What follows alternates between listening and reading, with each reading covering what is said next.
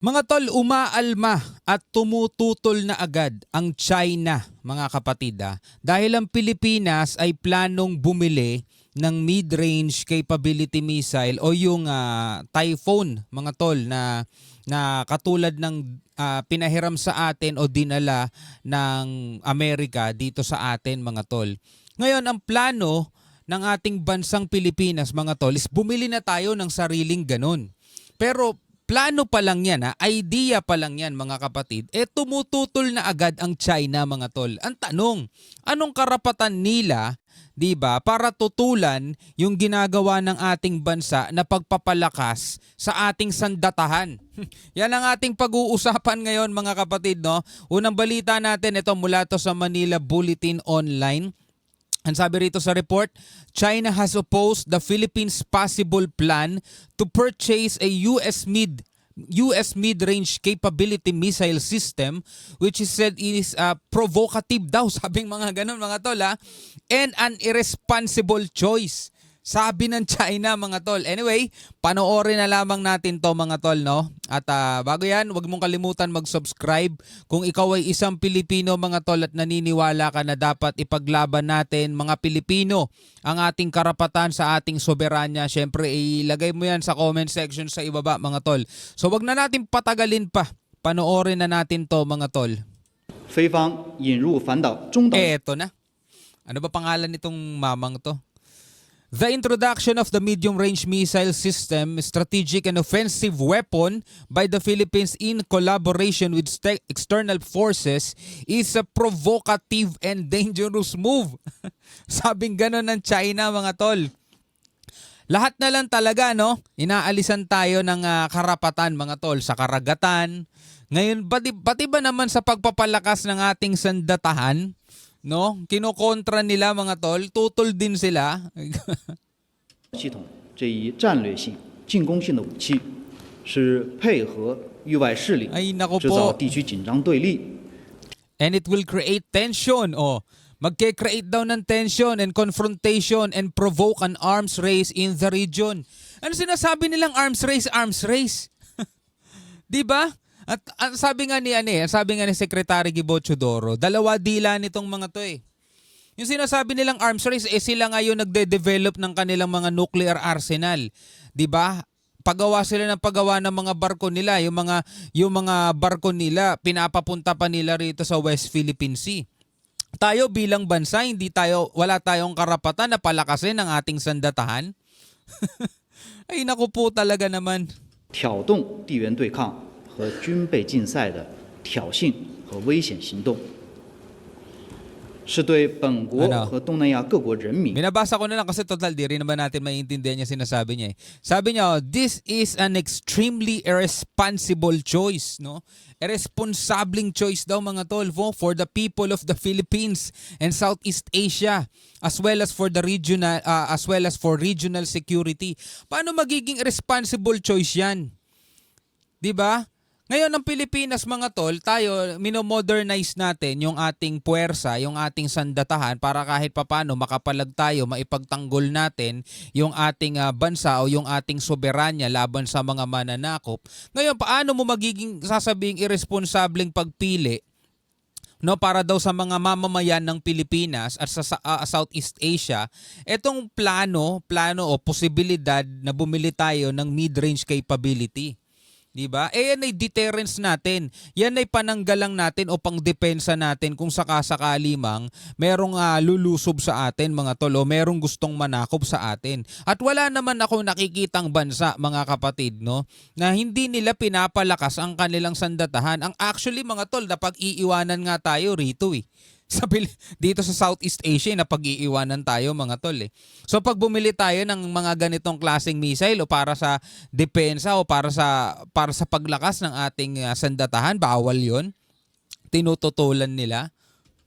历史和地区安全极不负责任的选择。 Naku po. Eto, mga tol. Ayan, mula naman to sa PTV Philippines, no. Eto, China umalma sa umano'y planong pagbili ng bansa ng Typhoon missile system ng US. 'Di ba? Kung naaalala ninyo mga tol, no, yung pinapaalis ng China dito sa Pilipinas. Pinapaalis nila 'to matagal na. Ngayon, eto, plano nating bumili. Planong bumili na hindi na manghihiram sa atin na mismo. Ito yung inaalmahan nila. Panoorin natin tong balita mula naman to sa PTV Philippines. Umalma ang China sa ulat na planong pagbili ng Pilipinas ng Mid-Range Capability o Typhoon Missile System ng Amerika. Plano Ayon pa sa lang yan, Chinese Foreign Ministry. Plano pa lang yan ha. Nagugulantang na agad sila, kinakabahan na agad sila. Nagpapalala lamang ito ng tensyon sa rehiyon at umapila na Ito si Lin Jian naman to. Ito ba yung mukha ni Lin Jian? Ito ba yung kanina? Tingnan nga natin yung mukha. Hindi, iba to. Iba yung mukha nito. Medyo mas bata to ng onte kaysa dito sa isa, no? Sabi niya, let me stress again that the Philippines, by bringing in this offensive strategic weapon, is enabling a country outside the region to fuel tensions and antagonism in this region and incite geopolitical confrontation and arms race. Kita mo yung mga pinagsasasabi nito? 'Di ba? Una, napakalayo ng bansa nila sa atin, mga tol, 'di ba? Hindi naman ganun kalayo tulad ng Amerika, pero malayo sila sa atin. Do kayang abutin. Mga tol, nitong mid-range capability missile na to. Pero bakit naman natin sila titirahin? Anong dahilan natin? Mangyayari lang siguro 'yon kung talagang iipitin nila o gigipitin nila Pilipinas. Kumbaga talagang lalabanan nila Pilipinas. Pero tingnan mo, paano ngayon to magpo-fuel ng tension? Bakit? Paano magpo-fuel ng tension to? Hindi naman tayo lumalabas sa ating exclusive economic zone. Not unless, mga tol, talagang hindi nila isusuko ang West Philippine Sea at kikilalanin nilang kanila pa rin yan. Sa madaling salita, mga tol, ang ugat ng kaguluhan dito sa Pilipinas o dito sa ating rehiyon, sila mismo eh.